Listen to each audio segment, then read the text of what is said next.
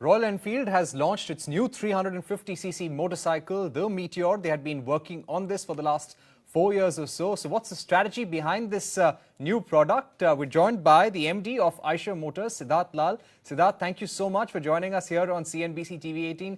Tell us more about the Meteor. How is it important to Royal Enfield, especially after the twins?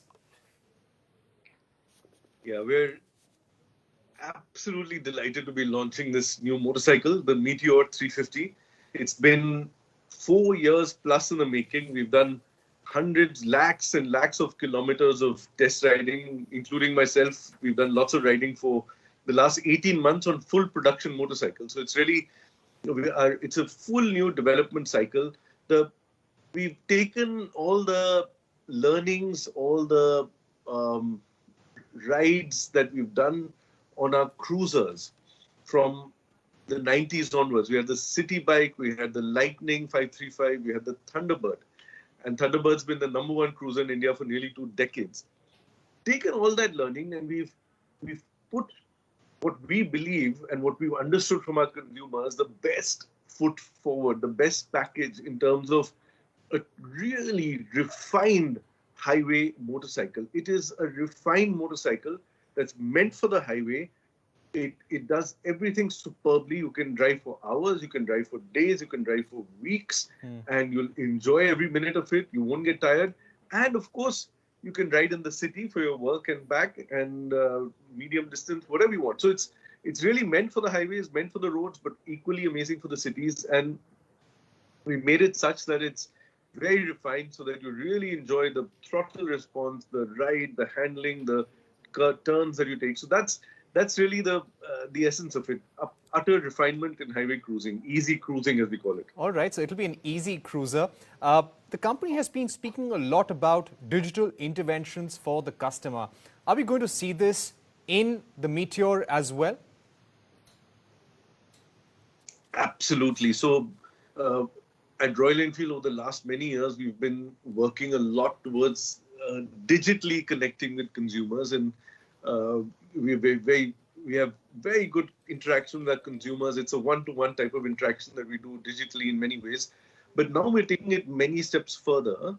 We have the new Royal Enfield app, for example, which is amazing for service. You can book your service online. You can even have your vehicle serviced at your home because some people don't want to go to service anymore. Nearly 10% of our motorcycles are being serviced by service on wheels, where our service vehicle is actually coming over and servicing your bike. I didn't know that till recently. This 10% is quite a bit, and that's increasing now. But in addition to that, we're doing a lot of interesting things. So we've got to make it yours. You can actually customize, you can personalize your Meteor, of course your twins as well, but now your Meteor on our app, on our website.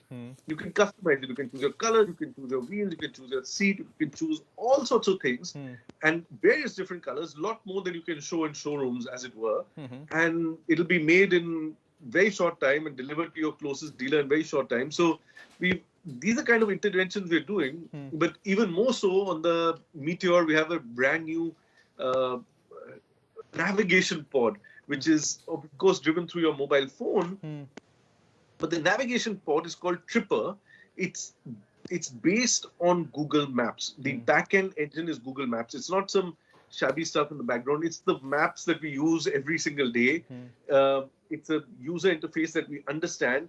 It's a pod that it's TFT screen. It's got every information that you need, but nothing that you don't. No distraction, but all the information. And all the early reviewers who now had a look at the bike are saying it really works. And that was our objective, that you don't need to stick your phone in an ugly way on your bike and it's going to rattle and shatter your phone and all of that. You've got a dedicated navigation pod and it's going to save you a lot of time, effort, energy in getting to place. So these are some of the digital interventions that we're talking about that we're doing, and these are all very sharp consumer oriented. Right, and so that the Meteor is coming at a very interesting time. It's a time when different automobile players are competing for the middleweight segment. Royal Enfield has been the mass market leader when it comes to the middleweight segment with an over 90% market share. we've seen a tie-up between Hero and Harley. Honda has come out with a 350cc motorcycle as well. So do you feel that this is the segment where we are going to see competition, stiff competition going forward? For sure, this is what you talked about is the latest, competitors sort of coming in. There have been many others over the last 5-7 years that have been knocking at our doors, trying to enter this segment. And all the best to them. I mean, we're not going to give them a platter to come on. We're working very hard to continue our success. But the way we look at it is more the merrier in one way, because we think that'll expand the segment. And when a segment expands, the current segment of 250cc plus is only maybe 6-7% of the overall market. If it becomes 20% of the market, and the market continues to grow, what's currently a segment of 1 million motorcycles can become a segment of 3 million, 5 million motorcycles. And if we are, instead of 95% or 90% market that we're today, maybe we'll be 80% market in some time. But 80% market of 3 million is brilliant. We'd be delighted with that. So it's okay that other people are entering. Currently, no one else has been able to really make headway because a lot of them, either they're imitating Royal Enfield, which I think consumers understand is a bit of a, consumers also look at it like, do I want an imitation or do I want the real thing, right? So that's one. It's a bit of flattery to us, but of course we're taking it all very seriously. It's not that we're not. On the other hand, we've really worked on making our entire offering of a totally different level. So we have an outstanding distribution network, 2,000 premium retail points in India. And of course, we'll talk about overseas next. We've got, and these are premium points, right? People get in, they understand. Our service is premium, our after sales, everything, the rides, community angle. Our residual value of a motorcycle is extremely high. So we've got a lot of barriers to entry, and we think we can continue to grow the market without losing much share. All right. Royal Enfield takes its time with products, and you come up with products every few years. There was a lot of thought that had been put into the Interceptor and the GT650, now with the Meteor as well. Is this the segment? Are you going to expand on the 350cc segment? Are we going to see more products on this line, or are you open to other product platforms in higher capacities and lower capacities as well? What is the range that you're going to be working on? So look, Parikshit, by and large, and not by and large, at least for the foreseeable future, we're very clear mid-size motorcycles. That's all we're interested in, because we feel that in India, there is a huge premiumization trend. It's a force that requires very strong offering for people to come up to. It doesn't happen on its own, right? People are not just going to come up to a premium segment if the right offer isn't there. But when the right offer is there, which we've done as Royal Enfield, people do come up. So we don't want to go into other segments. We want to stay in the premium segment. We want to stay in the mid-size segment and continue to move people, wean people away up from, let's say, the 100, 150, 200cc bikes to a premium offering. And that's what's happening. And there's a wave of people coming our way. I think it just makes sense, and it's for us to continue to serve these customers really well and to focus on them. So we're absolutely focused on this mid-sized premium segment. We already have 350, we have Himalayan 410, we have 650cc. So that's the sort of range of capacities as well that we're in. We're not going to dramatically change that. We're a more focused company. Within that, of course, you're going to see lots of new products. You're going to see lots of exciting products which are on their way, like the Meteor, for example, which is totally new and in a full new platform. I think that's also very important for people to understand. This is not a bit of a, a cosmetic job. Every single part of the Meteor is brand new. It's a brand new engine. It's a brand new chassis. It's a twin cradle frame. It's got amazing suspension, ride handling abilities. It's totally next generation from the Thunderbird. And it takes riding to a totally new level. The throttle response, the engine has a balancer shaft. It's fuel injected. Very different from the previous Thunderbird that we had, which was great for its time, but now we've had to move on and and we've got a full new motorcycle for cruisers in India, and there's a Right. lot more coming like that. Okay, we're getting a question from a riding enthusiast in our newsroom. Dhruv, he's asking whether we're going to see a 650cc Himalayan very soon.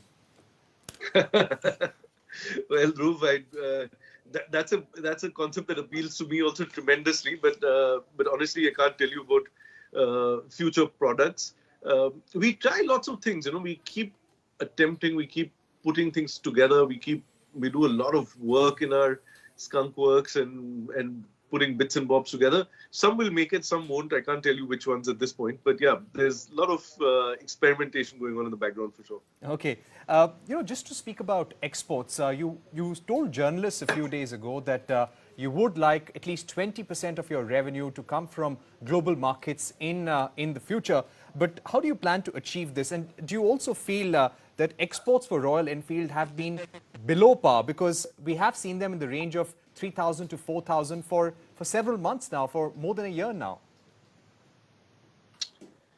Yeah, I don't have the numbers offhand, but I believe we've grown nearly 100% or even more than 100% in the last year. And that's because we've had a concerted effort towards international business for the last 5-6 years. We've built teams. We have a full team of 15 odd people in countries in each of the countries like Thailand, in Brazil, in Europe. So we've got and the US, sorry, in North America. So we have market companies where our job is to understand and develop the market. It's not about production. Production is all Chennai, and as much as we can do in Chennai. But it's all about developing the market and understanding, and therefore the new products that are coming in. For example, the twins, the Himalayan, they're doing exceptionally well because these were made.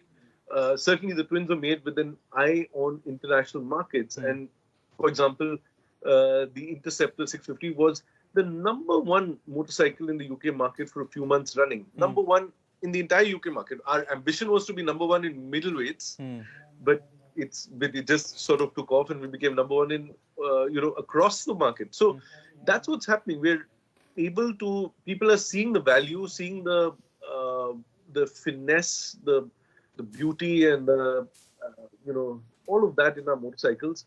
And they're understanding what it's really about. And then we've got amazing reviews from journalists. We've got amazing peer reviews. We've got our distribution is now strong. Right. So yes, absolutely.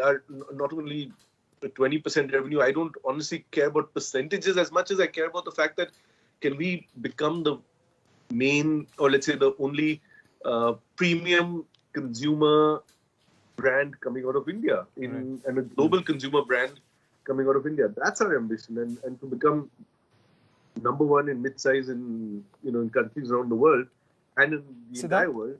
That's our ambition, yeah. So Siddharth, any key markets that you would like to focus on? Would you prioritize? This is a tough time for the auto industry. We're just emerging out of the COVID-19 pandemic. There will be more uncertainty going forward. So any markets there where you would like to consolidate and grow further in terms of assembly, in terms of touch points, sales touch points? Yeah, great question, Parikshit, because what we're seeing is that there is a lot of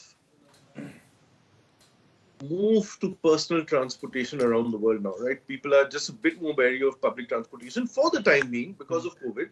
So the easier markets, I would say, easier is the wrong word, but the markets with higher spending power are Western markets, right? So, or richer countries. So you can say Europe, US, Australia, Japan, New Zealand, South Korea, where we're doing well as well. So these are markets where we're in a very sweet spot. We have a very good offer. It's a really good motorcycle, especially the twins, but also the Himalayan, also the singles, but especially the twins. And what's happening is that all of these are now ripe for for people to say, well, this is the bike that I want for commuting now. This is a bike that I want, which I can use for everyday purpose, and it gives me something more. So I think first and foremost, it's these markets where we already have strong distribution and where we're going to continue to push forward because the spending power is there. Our long-term interest in the next 5, 10, 15, 20 years is all in developing markets because we think they can be India-like, where people from commuter bikes of 100, 150cc can go up to 350, 500, 650cc. And that's in markets like Brazil, Argentina, Mexico on the one hand, Colombia, and on the other hand, Thailand, Philippines, Indonesia, Malaysia, where we're also doing well. But these are markets that we're developing for the very long term, for the next 5, 10, 15 years. Right. I would say the low-hanging fruit nearly are the Western markets right now. Yeah. All right. So also I'd like to ask you about supply chain issues, because I believe the launch of the Meteor was delayed because of some supply chain constraints. How's the status right now?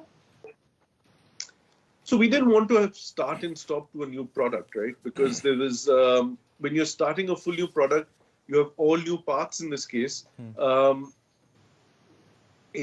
Our suppliers are in some cases different, or we're importing some stuff. So therefore, you're absolutely right. We just wanted to make sure that we had enough reliability in our supply for the Meteor before we actually put it in the market, which is there now. So it's been coming up every month over the last 3 months. We've increased our production by 10,000 units a month. So now we're up to 70 plus, I believe, last month. So and there was 60, there was 50, there was 40 before that. So post major COVID sort of stoppage, we've been coming up strong. Our supply chain has come up strong. It is still turbulent times. Anything can still happen. You know, a factory somewhere which is a single source could stop because there's a influx of COVID somewhere, right? So that can happen at any point right now. So we're just keeping strong. We're keeping more inventories than normal just because you don't want to run short of things. But our supply chain team has really been able to rise up to the job, and we're now working nearly on full tilt. I mean, it's pretty much full tilt now that we're going forward, and we've got a lot of orders in our books as well at this point. Right. What would be the order book like for November, for the remaining part of the festive season? Dispatches in October were a little lower, were down by about 7%, but I guess that was because of the pending launch of the Meteor. Am I right? Yeah, we held back sales billing of Meteor in October. If you'd billed it, I imagine we would have sort of certainly got to that level. But so now we have all those Meteors. We're certainly billing them already. We have around a month of backlog, give or take, an order book for all of our bikes. But for our twins, it's higher than that. And for Himalayan, which is just, that's the resilience of our company. We launched it 5 years ago. We've been working at it, supporting, understanding, improving BS6, all of that. And now the volumes of the demand is just shot through the roof. We can't make enough Himalayans. We've doubled our capacity. We still need to add more capacity. We've got 5-6 month backlog for Himalayan now, just because over the course of the last few months, suddenly because there's a really good word of mouth going around about Himalayan BS6 that people are just flocking towards it. International guides are shouting at us. They're like, please send us Himalayan. Indian dealers are shouting at us. It's nice to have that feeling back when people are shouting at you for more bikes. It's always nice. And in terms of expanding touch points domestically, how many dealerships are you targeting possibly in the next 6 to 7 months? How many studio stores do you have right now? And what is the expansion plan? So give or take, we're in the 2,000 region of stores in India, which is a tremendous number of stores. I would say half or slightly more than that are now studio stores, which are the smaller format of stores in smaller towns, where they're selling 8, 10, 12 motorcycles a month, which is quite a bit actually, but it requires only a small store to do that. You're selling one every 2-3 days. So the expansion plan is, my understanding, it's another couple of hundred in the next year or so. So that big expansion of studio stores has happened. Of course, we keep finding new areas which are emerging. So an area which originally could not sell more than 3-4 bikes, which was not viable for a studio store, now is coming up to studio store level. And what we're seeing is some studio stores which were meant to sell 6-8 bikes, 10 bikes a month, are now selling 15, 20, 25 bikes. They're ready for an upgrade to a full store, right? So that's the organic movement which is happening, which will make us add maybe 200-300 stores in the next 8 to 12 months. Right. And now to my final set of questions. The industry has just started emerging from the COVID-19 pandemic.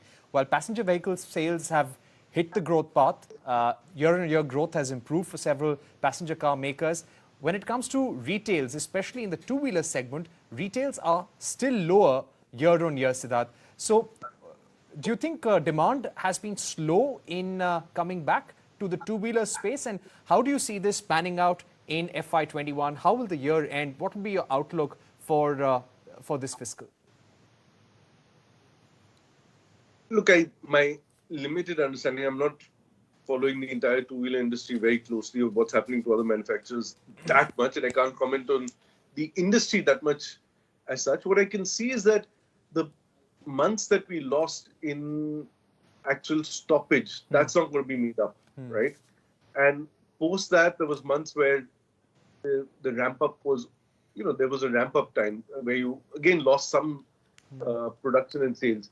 That's not going to be made up at this point. But the market is already back to pre-COVID levels on a year-on-year basis, and we're going on a month-to-month basis. So certainly the outlook, I mean, it's very turbulent. Anything can happen.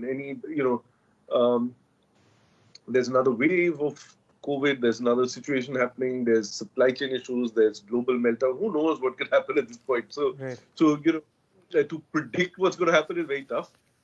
As of right now, we have more demand. We're seeing the demand solid. It's not just pent-up demand. It's real current demand for people who want motorcycles now and want to ride more. And it's that kind of demand which is there. So we're working on it.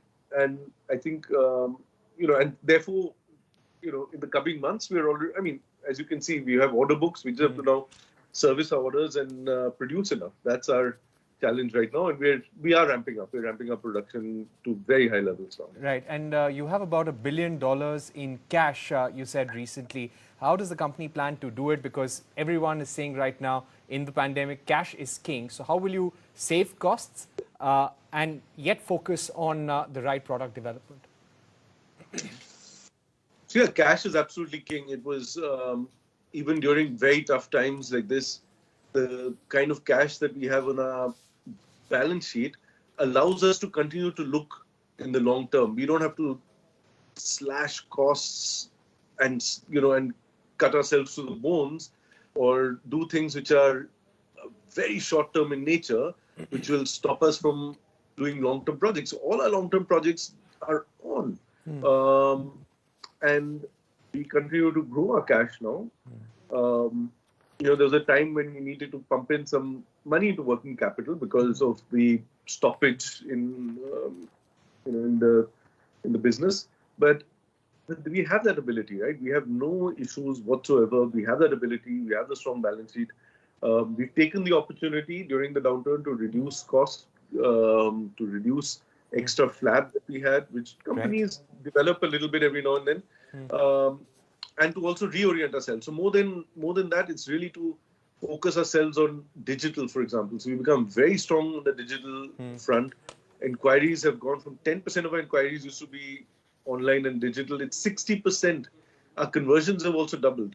So for online inquiries, so it's all in the right direction. I think that's we take something like this crisis as an opportunity to reinvent ourselves and to do very interesting things, and that's what we're doing. Right. And finally, your outlook for the CV space. VECV sales were up 12% year-on-year in October. How do you think this sector is going to grow? It's also been under stress for over 2 years now. Absolutely. So, again, I'm not one for too many predictions. It's just that on the way one looks at it is that just because the number of new vehicles in the market has been so less in the last 24 months that it's a natural cyclical industry. There's been an extended downturn. So, there are small green shoots which are coming in, which we're seeing, and hopefully that will develop into the upcycle, right? Which one expects to happen. It probably got postponed a bit because of COVID. But after an extended down cycle in commercial vehicles, the upcycle does eventually come. It comes in different ways, which I mean is that it could the segments could change. It could move to different types of trucks, but eventually the upcycle does come, and hopefully this is the start of that. Right. Thank you very much, Siddharth, for talking to us about the Meteor. All the best with the new motorcycle, and thank you so much once again for talking to us and joining us here on CNBC TV 18.